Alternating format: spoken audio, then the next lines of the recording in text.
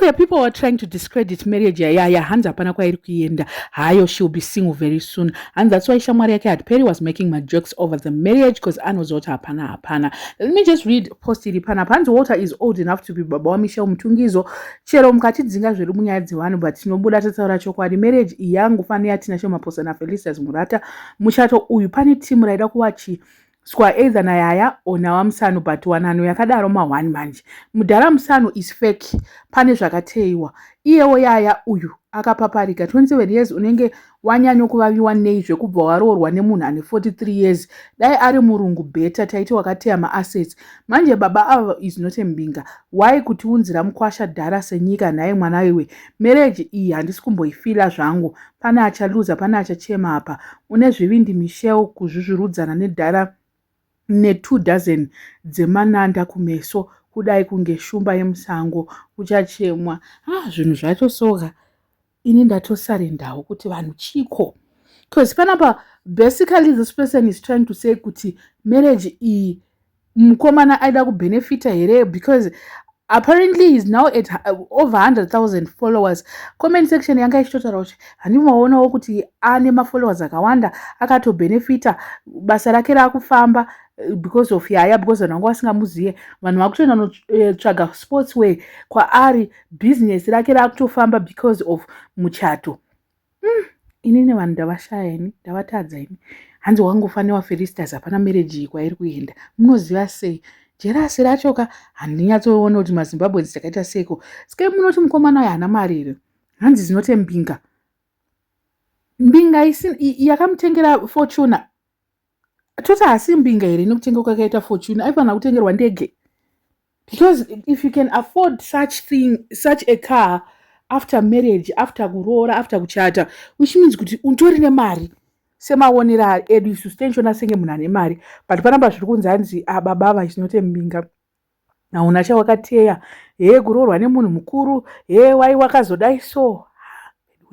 Hanzi hafu yemakore ako, hanzi kuroorwa nababa vakadai. Ina handizonyatsoziva. Munoti mamarriage akadai so haashande here.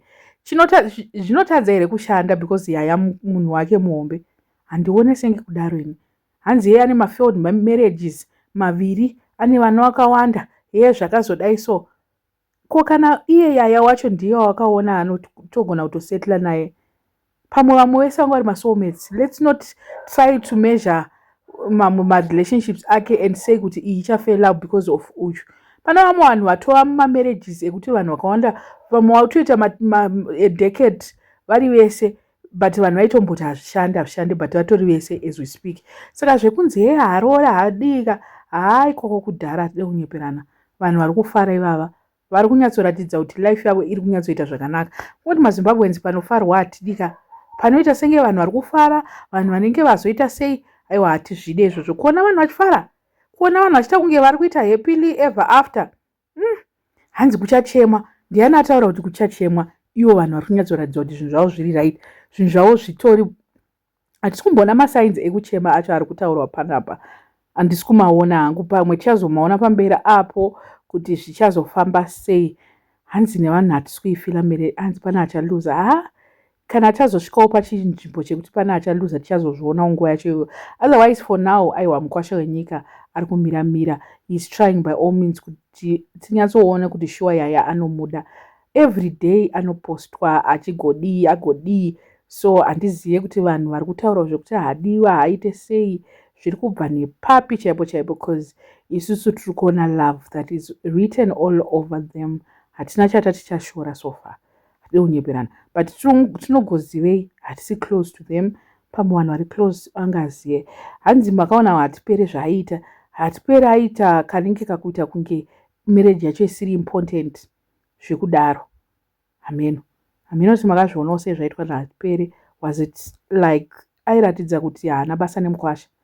Hanzi ndozviri kutaurwa handi ndozviri kutaura nevanhu kuti airatidza kuti mukwasha wacho haasi that, so he can say whatever he wants, he can do whatever. Hanzi kutoshaya maboundaries iwawo kutoratidza kuti munhu wacho haarespecteke.